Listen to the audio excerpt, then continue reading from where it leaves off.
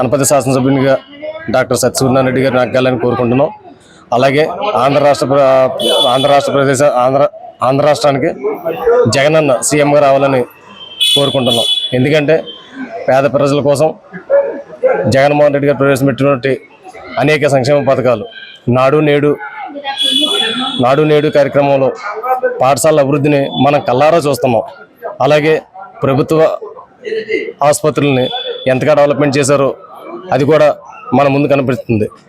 అలాగే ప్రతి పేద మహిళకి ఏదో ఒక రూపంలో అమ్మఒడి కానివ్వండి, ఆసరా కానివ్వండి, ఇలాంటి ఎన్నో రకాలుగా చేయూతనిస్తూ వాళ్ళ ఆర్థిక అభివృద్ధికి, వాళ్ళ కుటుంబ పురోగతికి ఎంతగానో సహకరిస్తున్నటువంటి ప్రభుత్వం ఏదైనా ఉందంటే అది ఒక జగన్మోహన్ రెడ్డి గారి ప్రభుత్వమే. కాబట్టి ప్రజలందరికీ కూడా జగన్మోహన్ రెడ్డి గారు మళ్ళీ సీఎం కావాలని అందరూ ఆకాంక్షిస్తున్నారు. మీ ఏరియాలో మీ ఎమ్మెల్యే గారు చేపట్టిన 5 సంవత్సరాలు చేపట్టిన అభివృద్ధి కార్యక్రమాలు ఏంటంటే మా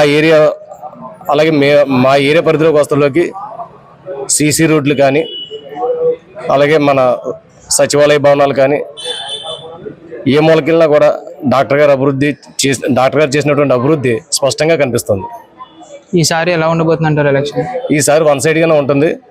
అనపతి నుంచి డాక్టర్ గారు, రాష్ట్రం నుంచి జగన్మోహన్ రెడ్డి గారు ప్రభుత్వం ఏర్పడడం ఖాయం. పొత్తు రాజకీయాల ప్రభావం ఎలా ఉండబోతుంది అంటారు? పొత్తు రాజకీయాల ప్రభావం మేము చెప్పడం అవసరం లేదు, మీరే చూస్తున్నారు. పొత్తు పెట్టుకున్న కాడి నుంచి వాళ్ళ ప్రభావం ఎలా ఉందో. ముందు సీట్ల సర్దుబాటు కోసం కానివ్వండి, లేదంటే వాళ్ళ పోటీ ఎక్కడి నుంచి ఎవరెవరు చేస్తారో కూడా ఇంకా క్లారిటీ లేని పరిస్థితిలో ఉంది. కాబట్టి దాని గురించి మేము పట్టించుకునే పనిలో లేవు. ప్రజలందరూ కూడా జగనన్న మీద, ఇక్కడ అనపతి ప్రాంతాలకు వస్తువులకి డాక్టర్ అన్న మీద మాత్రమే నమ్మకంతో ఉన్నారు. మరి జగన్ గారు యువతకి ఎలాంటి అభివృద్ధి చేపట్టగా ఉద్యోగాలు లేవంటున్నారు? ఉద్యోగాలు లేవన్న దానికి మనం కల్లారా చూస్తున్నాం. ఎందుకంటే 2014 నుంచి 19 వరకు ఉన్నటువంటి ప్రభుత్వం ఏదైతే ఉందో ఆ ప్రభుత్వం ఎంతమందికి ఉద్యోగాలు ఇచ్చింది, జగన్మోహన్ రెడ్డి గారు 19 నుంచి 24 మధ్యలో ఎంతమందికి ఉద్యోగాలు ఇచ్చారన్నది మనం కల్లారా చూస్తాం. సచివాలయాలు కానీ, అటు వాలంటీర్ వ్యవస్థ ద్వారా కానీ ఎంతమందికి ఉద్యోగాలు ఇచ్చారన్నది మన కళ్ళ ముందు కనపడుతుంది. ఈ కరోనా టైంలో జగన్ గారు కానీ మీ ఎమ్మెల్యే గారు కానీ జనాలకు ఎలా ఉపయోగపడ్డారు? కరోనా టైంలో జగన్మోహన్ రెడ్డి గారి ప్రభుత్వం ప్రజలందరికీ ఎంత అందుబాటులో ఉన్నదంటే అందరూ కూడా చెప్తున్న మాటే కదా. ఈ ప్రతిపక్షాలన్నీ ఆ టైంలో ఎక్కడున్నాయో కూడా ఎవరికీ తెలియని స్థితి.